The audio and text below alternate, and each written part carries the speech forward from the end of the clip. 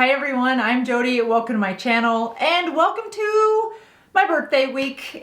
I'm the kind of person, maybe it's the Taurus in me, I don't know, that just thinks that I need to celebrate my birthday the entire month of May. So my family has known this about me from the very beginning, and now I get to share it with all of you that I like to just do different stuff for my birthday month. So today we're gonna do a different kind of video. We're doing true and false beauty questions for those of us that have more mature skin. So how well do we know what type of makeup, which layering of makeup, and what kind of makeup should we wear with our more mature skin, whether it's oily, dry, or combo?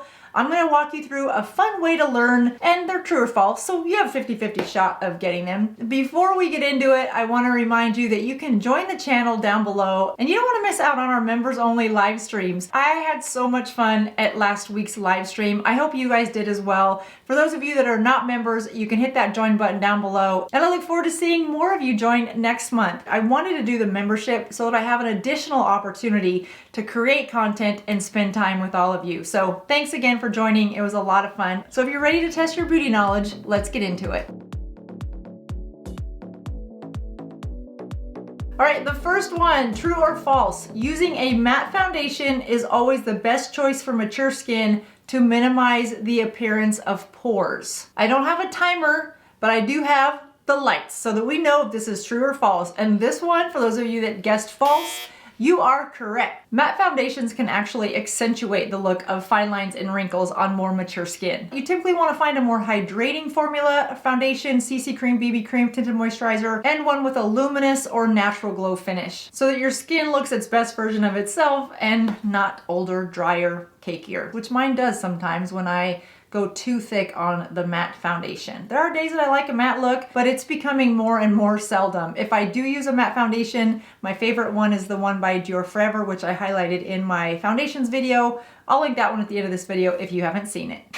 Oh my gosh, you guys. Okay, we're gonna pause the video for a second because what just happened is wow. Okay, so I'm filming this video, right? And I hear this tap on the door, and I know my husband is out taking the dog for a walk. So I stop the video, I go answer the door, and it is two nice ladies doing their ministry. You know how they go around and knock on doors and talk to people. I didn't realize, I just was very kind, but I told the lady I'm right in the middle of doing a video and I'm a YouTuber. She looks down and I forgot that this is a bodysuit, okay? But I don't have it snapped as a bodysuit. I have my sweats on. So I see her eyes look at my head and I'm saying to her, oh, I'm a YouTuber, I'm in the middle of creating a video.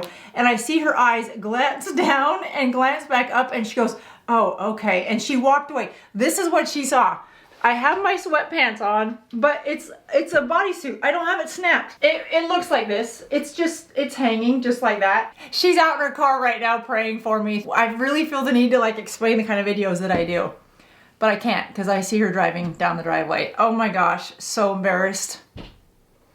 I should have clarified, it's YouTube, it's not OnlyFans. All right, where were we? Number 2, true or false? Setting powder is essential for mature skin to prevent makeup from settling into fine lines and creases. This one is true. However, you want to use that setting powder sparingly and really apply it only in the areas that are more prone to creasing, like under the eye, for example, to help prevent your makeup from looking too cakey. Number 3, shimmer eyeshadows should be avoided on more mature eyelids, as they can emphasize texture and wrinkles. This one is false. A nice shimmer to the eye can add the brightness that you're often looking for. You just want to be sure to avoid bigger chunks of glitter and look for finely milled eyeshadow formulas. Number 4, overlining the lips is a great way to give some volume to your lip look. This one is true. You just want to be sure that you proceed with caution and line just on the outer line of your natural lip line. You want to avoid creating a whole new lip line, as that can often look a little bit,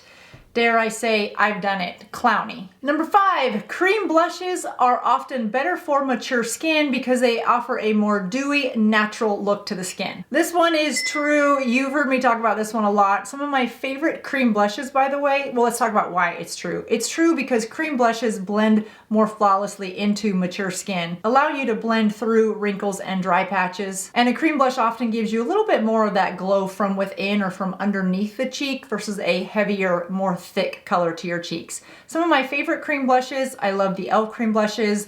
I'm really a big fan of the Rare Beauty in the color Hope is my favorite. What I love about Rare Beauty, you guys, is my bonus daughter who's 19, we just picked her up from her freshman year of college, brought her home, and I was helping her unpack, and we went through some of her makeup, and she pulled out the Rare Beauty blush. And I said, you wear that liquid blush? And she said, oh yeah, I love it. I have it in color Hope. And I was like, that's awesome. And I couldn't believe it because obviously I wear Hope and the age span between us is a lot. In fact, it's what I have on today, but there's a lot of other colors to be, so be sure to check that one out if you're looking for a good cream blush.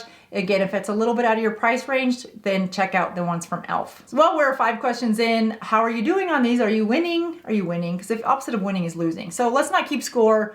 I won't ask you your score, but maybe you're keeping score. Let's go on to number 6. Applying concealer in a triangle. Wow, I'm gonna be 54 and I can't talk better than I did when I was 53. Applying concealer in a triangle underneath the eye area helps to brighten up that eye area on more mature skin. True? Or is this one false? False. This application technique can actually emphasize and bring awareness to the wrinkles underneath your eye area. Instead, focus on the inner corners and blend outward for a lifted, brightened, youthful look under the eyes. Next up, let's talk about eyebrows. A bold, dramatic eyebrow can be too strong and overpower a more mature face. Is this one true or false? This one is false. Actually, well-groomed and trimmed eyebrows, whether you like them thicker or on the thinner side, can frame the face beautifully at any age. You just want to opt for a more soft, natural finish or color to the brows. Nothing's too harsh or stark in terms of the color. And if you want an ombre look, you can start with a little bit lighter color in the front and then darken out as you go down towards the tail. Now let's talk about highlighter. Adding highlighter to the high points of a more mature face can accentuate fine lines and wrinkles. I love me some highlighter. This one is true. Instead of adding highlighter to the high points of your face, reach for a liquid highlighter and use it sparingly in just a few areas on the face versus the typical high points of the face.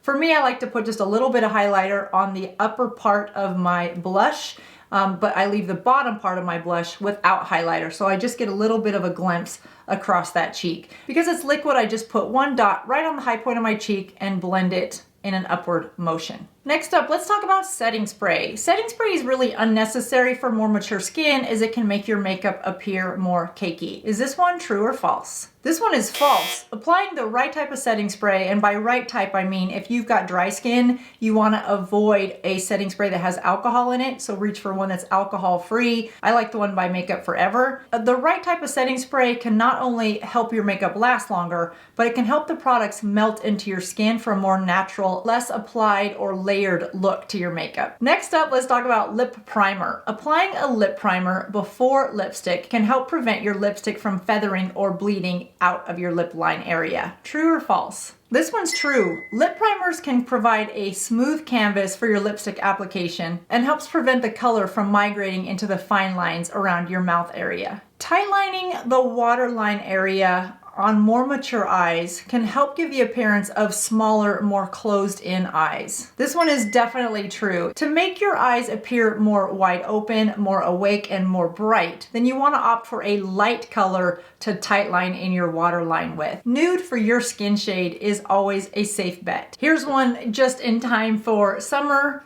True or false? Applying a bronzer all over your face can create a sun-kissed glow and warmth to your skin. This one on more mature skin is definitely a false. Instead, you want to apply a bronze to some of the areas that the sun would most naturally hit, and then for bronze. Things like your temple, your cheekbone, and your jawline. If you strategically stick to just those locations on your face, then you'll avoid an over-bronzed look. This next one is near and dear to my heart because this is a daily look for me. A winged liner can be a timeless makeup look that can be worn on mature eyes when executed correctly. This one is true. When executed more on the conservative side, a slight winged liner can give an upward look and a lift to your eye area and help elongate the eye. You just want to keep the line more on the thin side and close to your lash line for a more natural, subtle look. That was a lot of fun, you guys. I have a skincare one ready. Let me know if that would be fun for you guys to do. I've gone through the questions. I've sent them all over to a dermatologist